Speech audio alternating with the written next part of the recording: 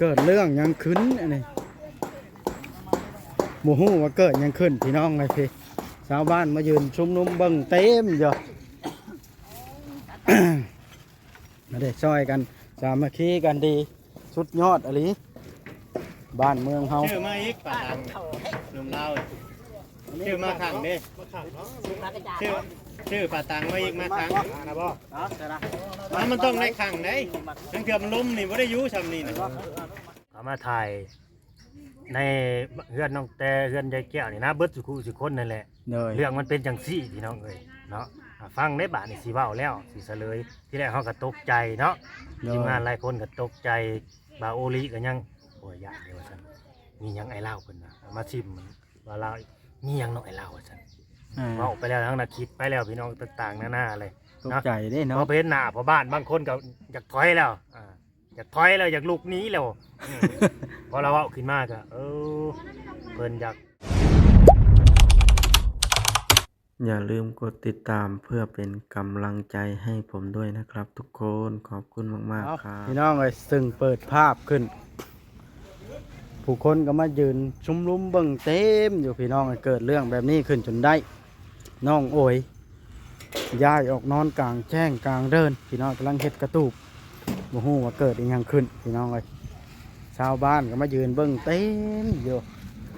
ทางเวียงก็เตรียมเทนี่มุ้งอันนี้เรียบร้อยแล้วแล้วก็ได้สิเฮ็ดขอบมันบ่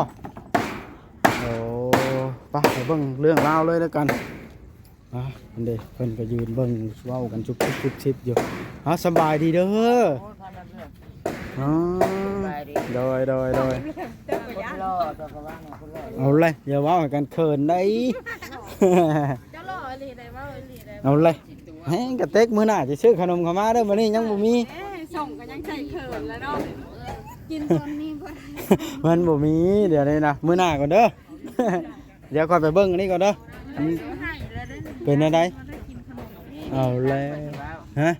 เจ้าว่าคนบัดทีมงานเจ้ามันก็ เอาแล้ว เข้าก็จังซี่ เพื่อนก็เสียใจแล้วเว้าแบบนี้เอ้ย รู้ว่า เมียเราให้นะ ขอบใจเด้อขอบใจสนาขอบใจหลายๆไปเบิ่งกันโดยเกิดเรื่องยังขึ้นอันนี้หมู่ฮู้ว่าเกิดยังขึ้นพี่น้องเลยพี่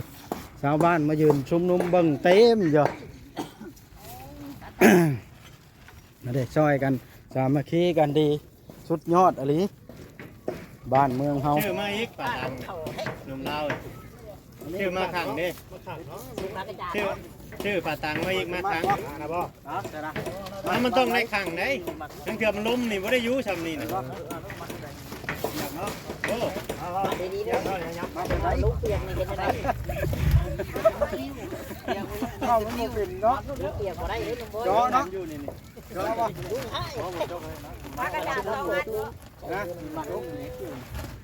มันก็บ่ จาน ข้าง หน่อยให้จานหน่อยตัวนี้ เอามาเด้อมาเด้อ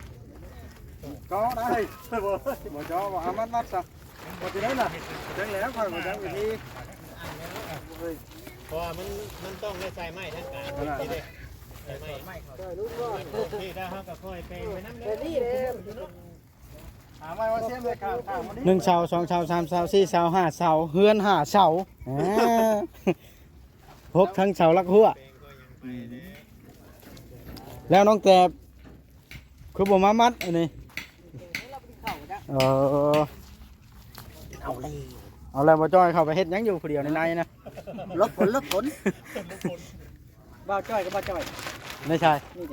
จ้อยเฉพาะนี่ก็ได้ จอยเด้อ บ่ว่าดอก บ่อยก็บ่บ่อย ล บผลกันมาลบผลกันฝนสิตกเลยลองเบิ่งกัน ให้เอาให้บ่าวจ้อยนอนร้องซะนะ เจ้าก็จองแทนได้ มึงสิถ่ายมุมกว้างกัน มุงเตียงไว้ก่อน เด็กพี่น้องเลยถ่ายมุมกว้างให้เบิ่งอันเด็ก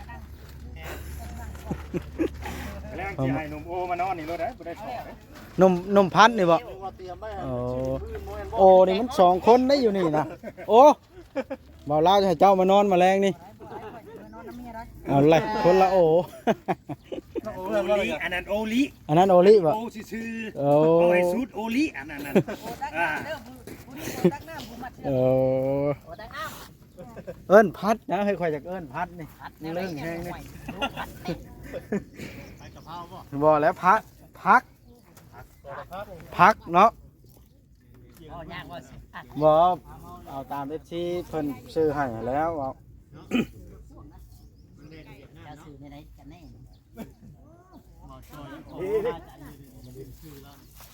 จะน้อยคนน่ะหรอกคนนี้ครับ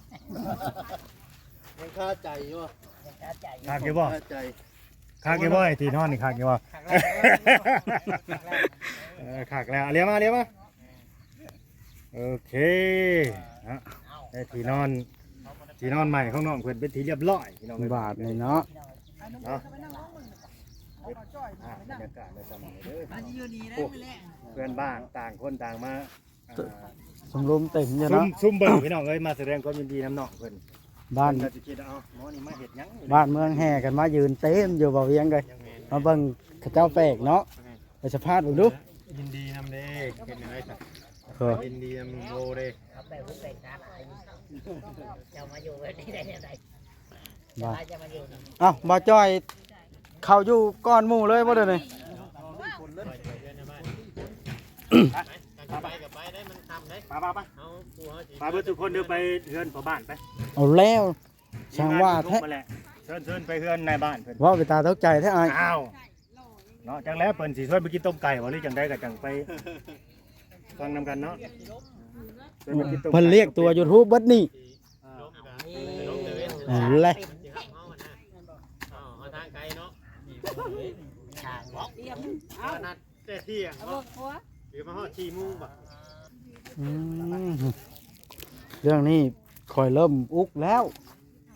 ในบ้านเรียกตัวด่วน เฮงมาอยู่ใหม่เฮงไปแจ้งเพิ่นน่ะไปรายงานโต แม่น ไปแล้วตัวแม่นี่ไปได้ไหมขนาด อืม ชาวไร่คนบ้านอะไรกันยังไปคือเก่า ไปนำกันนำกัน เอ้าไหนโอ้ยเจ้ากับยูทูบคือกัน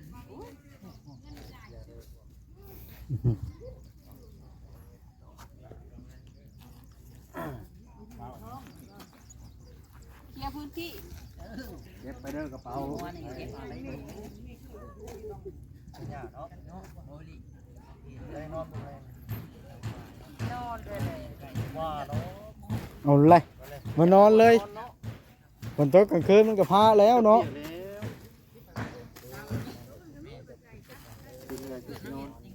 มื้อนอนก็ได้ดอกวะ ฮะนอน ใครอยู่แถว บอกว่าถึงนะ ต้องบอกว่าถึกเอาแล้วต้อง ที่ดอกเงินอะไรไหมดอกเงินก็จะมีดอกมีดอก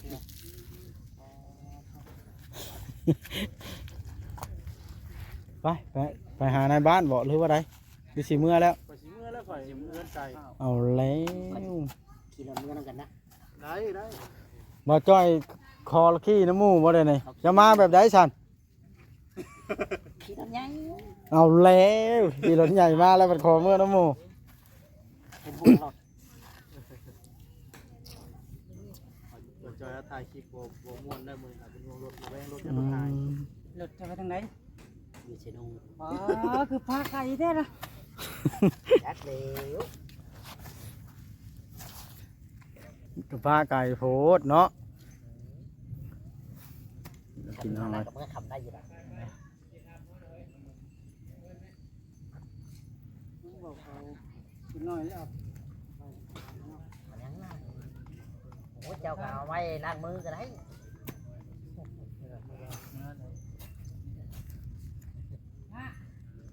เอาไว้ล้างมือ เป็นอะไร มันสากบ่เอาบ่เป็นหยัง เจ้าอยู่พูดได้เดี๋ยวไม่เอาเยอะ เขาเสียบต่อแล้วนี่ซะ เลยโอเค เอาบ่เป็นหยังบ่เป็นหยัง วัดลงกับวัดพี่น้องเลยกันร้อยบ่ได้ถ่ายคลิปแล้วข่อยมื้อ ฉันเบิดเนาะ เบิดแล้วสิเมื่อแล้วพี่น้อง เอ เนาะ อ เบิด เมื่อ เมื่อแล้วบัดนี้ มื้ออื่นจังมาเนาะ มื้ออื่นจังว่ากัน อื่น ใหม่ พบพ่อกันคันบ่ติดค่าหยังมาได้ แม่นๆ อ่ กา า ตุระเบี้ย เอาเลยเป็นหยังอะน่ะ อ๋อพี่พุทธ วานเขาเลยได้ เอาแล้ โจ ว จันเลย เ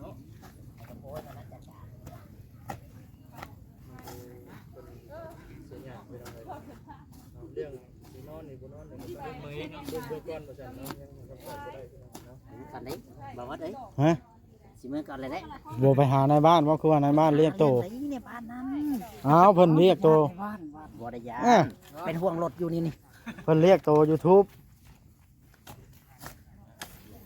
แต่ว่าบ่ได้ถ่ายคลิปเด้อพี่น้องไปพบในบ้านนี่เพราะว่ามันผิดกฎชุมชนเราสิไปพบเพิ่นซะก่อนฮะอยู่ในบ้านเรียกตัวด้วนเดี๋ยวนี้ ว่าเนาะ ฮะ ในบ้านนี่ตัวด้วน ไปถ่ายไม่แล้วไป ต่างว่าแท้ ไปเบิ่งก่อนค่อยก็ได้นั่นเด็กทางลาวเพิ่นว่าในบ้านเรียกตัวไปแล้วว่าซั่นต้องมาเบิ่ง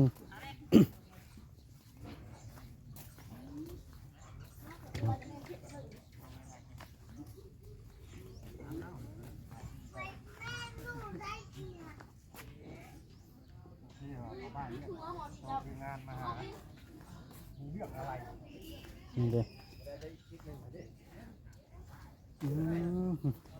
ผักบงแม่ตุปันงามอีหลี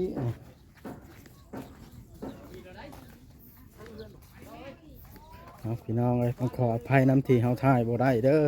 แต่ว่าแล้วเฮาสิมาเล่าให้ฟังพี่น้องเอ้ย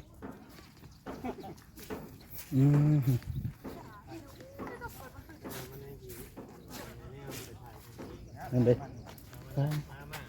โอ้พี่น้องฮะ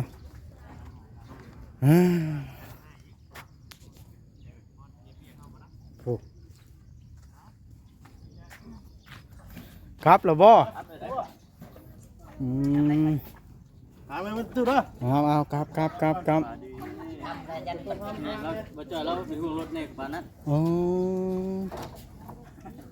còn chỉ tin hát mấy con đấy มาจ้อยสิเมื่อป้าข่อยบ่ได้นี่ mưa pá ก็มาน้ำไผซั่นน่ะ mà làm cháu เอาเลย cháu vào mưa sông nó ทิ่มไปแล้วที่บ่ มาน้ำข่อยไปสิเมื่อน้ำผู้ใหม่สองคนนี่เจ้าสิซ้อนไผนี่ซ้อนหนุ่มชาลีเอาเลย này phần bằng lông phải đây เอาแล้วเป็นชั้นก็ซ้อนตู้คำได้ซะ เมื่อใดก็ได้เด้เจ้าสิไป ข่อยสิเมื่อแล้วบ่มาขึ้นรถนี่อัดสามนี่เดี๋ยวไปเรียกแล้วมาขึ้นรถในบ้านเรียกตัวไปพบเพิ่นไปเบิ่งข้าวบ่แค่กันเล่งไปทางโน้นนี่ ตามเลย มาขึ้นรถมาขึ้นรถ ย่างไป บอลนะขึ้นรถนี่ อยู่ด้วยนะ ไปบ้านนะ คือถ้าเกี่ยวกับตัวนี้เด้อเมื่อได้ผมใส่จังครับ ไปสิจังเฮ็ดในบ้านเรียกตัวต้องไปพบเพิ่นเนาะ แล้ว แต่ว่าบ่ได้ถ่ายคลิปได้มาฮอดจังสิเล่า มาฮอดก่อนเราถ่ายทางไปชื่อได้นี่นะเพื่อนเพิ่นสิใช้นี่ เอ๊ะนี่สีขาวนี่นี่แม่นเอาโอเคบาทจอดรถ ก่อนรถเลย เพื่อสิได้ปิดคลิปได้บาทอ๋อพี่น้องไอ้กลับมาแล้วจากเฮือนในบ้านพี่น้องเลยพี่น้องเอ้ยเพิ่นก็บ่ได้มีเรื่องหยังหลายพี่น้องเอ้ย ใจเบิด ตกใจขนาดเนาะตกใจบ่ไอ้เราสบายดี สบายดี เพิ่นเรียกตัวไปหยังอะนะเล่าให้ซีพังเลยแล้วกันเจ้านะ เอาคือว่าไปทำกัน ว่าไปน้ำกันเยอะแต่ว่าให้เจ้าเราเอา จะให้เกียรติบ่าวลาวเป็นผู้เล่าพ่อ แม่นเพราะ เรื่อ ว่าง มันแนวนี้พี่น้องเลยเนาะฟังนำกันเด้อ โดย ฟังนำกันดีๆพี่น้องเลยต่อไปนี่บ่าวลาวสีเว้าเนาะฟัง เอาเลย แล้วก็ฟังเด้อพี่น้องเรียกมันเป็นจังซี่ โดยเอา ที่พ่อบ้านเรียกทีมงาน YouTube เขามาถ่ายในเฮือนน้องแต่เฮือนยายแก้วนี่นะเบิดสุคนนั่นแหละ โดย เรื่องมันเป็นจังซี่พี่น้องเลยเนาะฟังได้บาดนี่สิเว้าแล้วสิเฉลยที่แรกเฮาก็ตกใจเนาะ ทีมงานหลายคนก็ตกใจบาโอลิก็ยังโอ้ยยะเดียวว่าซั่นมีหยังไอ้เล่าเพิ่นนะมาชิมมันว่าเล่ามีหยังเนาะไอ้เล่าว่าซั่นเว้าไปแล้วทั้งน่ะคิดไปแล้วพี่น้องต่างๆนานาอะไร ตกใจเด้ พอ เนาะ ไปเห็นหน้าพอบ้านบางคนก็อยากถอยแล้วอยากถอยแล้วอยากลุกหนีแล้วพอเราเว้าขึ้นมาก็เพิ่นอยากขอสิว่าใดๆขอสมทบขอระดมเงินอหยังประมาณนี้แหละจากผู้รักผู้ใหญ่อยากขอความช่วยเหลือกับแมนซื้อตะนางไปล้อมรั้วห้องการบ้านนี่น้องเลยเนาะตะนางลวดแบบเพื่อนน้องแต่นี่แหละ ตามกำลังศรัทธากระแมนแล้วแต่จุดประสงค์ผู้รักผู้ใหญ่เนาะ ผู้ละ คือทีมงาน YouTube นี่อยากซอยกะซอยได้คือกัน ไม่ว่าผู้ละ10 เมตร20 เมตร แม่นผู้ละ10 เมตร20 เมตร แต่ว่าความยาวทั้งเบิดน่ะเพิ่นเว้าว่าเท่าไหร่อะน่ะ 140 เมตรหมอเราว่า 147 เมตร 147พุ่นน่ะ แม่น 147 เมตรพี่น้องเลยเนาะอันนี้คือ ความสูงเพิ่นต้องการเมตรเช้า เมตรเศร้า แม่นไปน้ำกันเด้แต่ว่าให้เจ้าเล่า เราลืม อ่ะ อยากลงลืม มีแต่ว่าแนวนั้นแล้ว สรุปแล้ว สรุป สรุปแล้ว สำนั้น เนาะ โดย อ่า เอา ส เข้า บาย ใจ ดี ได้โด ส ย บาย โด ดี ย สบายดี ไปเบิ่งน้องโอเพิ่นอนามัยตู้เพิ่นก่อนเด้อ โดย พี่น้องเอ้ยตกใจพากันฮือฮาตกใจพี่น้องเอ้ยรถไอ้ลาวเพิ่นก็จักมีหยังพี่น้องเอ้ย ไปถ่ายเอาคักเลยได้มันหกนะข้างในน่ะ หกแล้วของลูกเนาะ อ๋อ อืมอันเด้ว่าแต่ใส่เสื้อก็เอามามื้อนั้นบ่ฮะขึ้นหล่อแท้บ่วะพอดีปรับเลยเนาะ ปรับมักชิ โอ้ไปขอน้ำน้องแต่บ่ แม่ยกเอาได้ โอ้ย ของคนตรงนะขอน้ำมาซาหัวให้เขาสบา อ๋ ย อ ซาหัวให้เพิ่นนะ อืม ลูกค้า อ๋อจะเปิดห้านตัดผมบ่ได้นี่ บ่ หรือว่าไดแม่ว่า ต่างจำเป็น ช้าให้แล้วเพิ่นจ้างบ่หรือว่า โดย อ๋อใช้ลูกค้านะเบิ่งดู ไม่ได้สั่งจำเป็น แสดงคั่นบ่ โดย โอ้แบบว่า สั่งก็ได้ แบบว่าพ่อลูกแพทย์อยากช้านี่ช้าให้ได้บ่ ได้บ่มีปัญหา เอาแล้วเอาแล้วให้เว้าไปเบิดบาดนี้แล้ว เราเมียเราโอ้ยหยอกเลยเด้อฮะ เอาแล้วเอาหยอกกันบ่เป็นหยังเนาะ โดยหยอกเด้อ แม่นหยอกกันบ่เป็นหยังดอกพี่น้องเอ้ย ถ้าบ่ฮักใครสิหยอกเด้ เอาแล้วคือว่าปล่อยอารมณ์ใส่กันข้างแน่ทั้งบาดน่ะ เนาะ ใครกว่าหมูสังเนาะพ่อแพทย์ หมูหักเนาะ แม่น ชายใหญ่มาแล้ว ลูกชายโทนบ่นะคัดสมมุติว่ามีทุนมีฮ้อนนี่เจ้าเฮ็ดเป็นบ่ซะผมแบบว่าแต้มแล้วเจ้ามีวิชานั้น เป็น เลี้ยงครอบครัวได้เนาะอันเจ้ามีเครื่องมือมันบ่ บ่แหละบ่มีแล้วก็บ่มีเงินซื้อ เขาคือมาจ้างเจ้าซาหัวซะ ซื้อให้เขาคันหัวแล้วเขาก็มาจ้างให้ แบบว่าเจ้าเคยเฮ็ดแล้วเขาเจ้ามาแบบนี้บ่ โดย อืมแล้วมีทุนเช่าดินแคมทางเนาะตั้งห้านจังว่าสิได้ผลเนาะเจ้าเพิ่นมักไปแนวนี้บ่ ฮะ มักไปแนวนี้ ไปเบิดทุกด้านความฝันก็อยากได้แนวนั้นแล้วความฝันก็อยากได้แนวนั้นแต่ว่ามันความฝันบ่เป็นจริง ครับแล้วบ่เพื่อนไปเดินทางปลอดภัยเอาพี่น้องเอามีแต่ว่าสู้ไปเด้อไอ้เทื่องเด้อเอาสบายดีไปสิไปเบิ่งทางนั้นก่อน เอาไปขอน้ำน้องแต่บาทนี่โอ้ไปโยกเต็มแล้วให้อ้ายใหญ่มาหิ้วอ้ายใหญ่ได้นี่เนาะอันนี้บ่พูดที่สองสบายดีน้องหล่อเลยสุดน้ำเจ้านี่คือแล้วเมียข่อยเลือกให้ได้นี่ส่งกับบางนายเขาดีเป๊ะพี่น้องฮู้บอกว่าเสื้อตัวนี้ราคาเท่าใดนี่แสนเช้าเพิ่นได้ตัวหนึงน่ะเสื้อแขนยาวนี่นะเพิ่นผู้ใหญ่ใจะดีเพิ่นซื้อให้น้องเอ้ยดีใจปะ ดีใจ ชื่ออะไรก็เจ้านะทศพันธ์ ทศกัณฐ์ ทศกัณฐ์คนนี้ได้จ้ะชื่ออะไรก็ ลิง น้องลิงน้องลิงคนนี้ทศกัณฐ์แล้วก็พัชพลชื่อลูกเราพี่น้องเลยปะไปเบิ่งทางนั้นคอยข้ามแรงๆหมู่ไหลเมื่อบ่ละสร้างยังบ่แล้วพี่น้องเลยเฮ็ดว่างให้แม่เฒ่าแก้วล้างถ้วยล้างบ่วง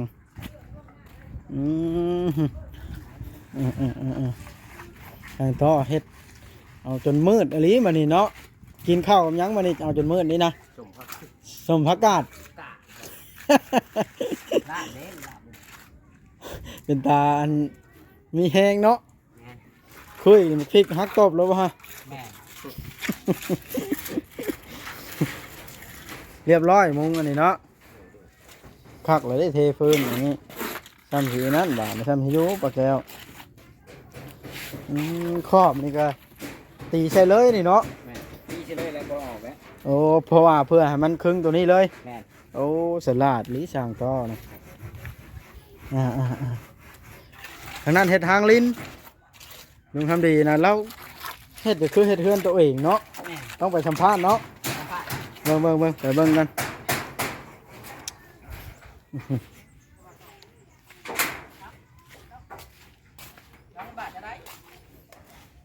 เอาแหละคือเห็ดคักแท้ลุง เอาอันนี้ชุกอันนี้นี่ สุกให้สุกมาได้สุกข้าววะเอา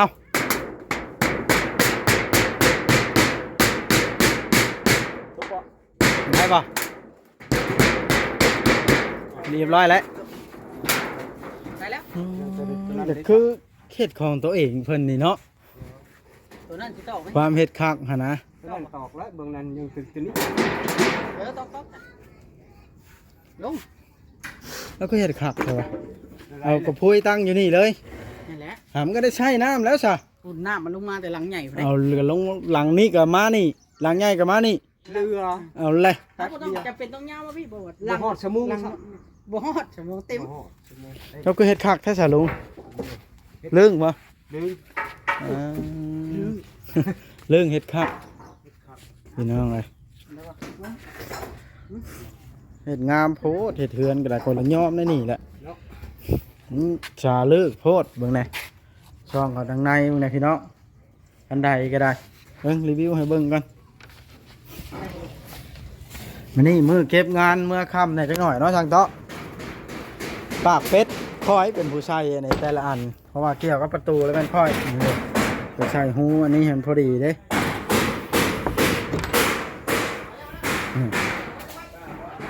ฮะ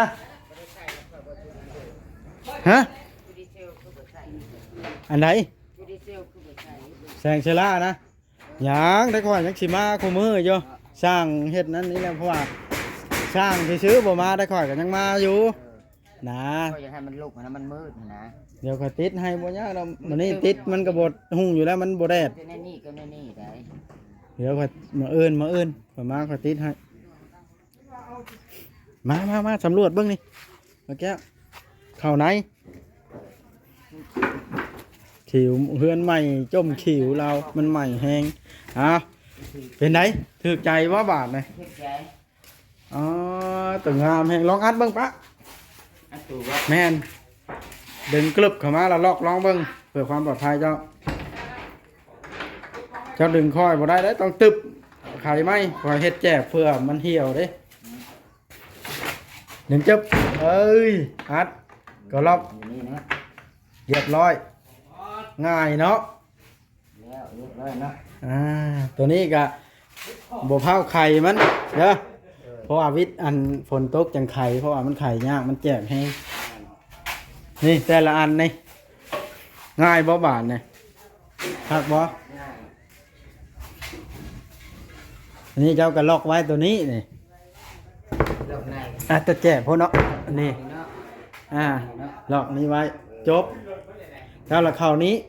ใน ขายเข้านี่ก็ได้นี่คันใดก็ข้างเนาะ ข้างอะไรแบบนี้มันแน่เลย นี่เด้ง่ายแหงในเฮือนงามแหงก็มีเฮือนเจ้าเด้นี่นะเนาะเอาพี่น้องไอ้บาทนี่ป้าแก้วเราดีใจแหงเอาซื้อให้ไผเอาพี่น้องจบคลิปซำนี้ก่อนเด้อซะเบาลิจ่าซื้อเกิดไปสร้างเวียงใหม่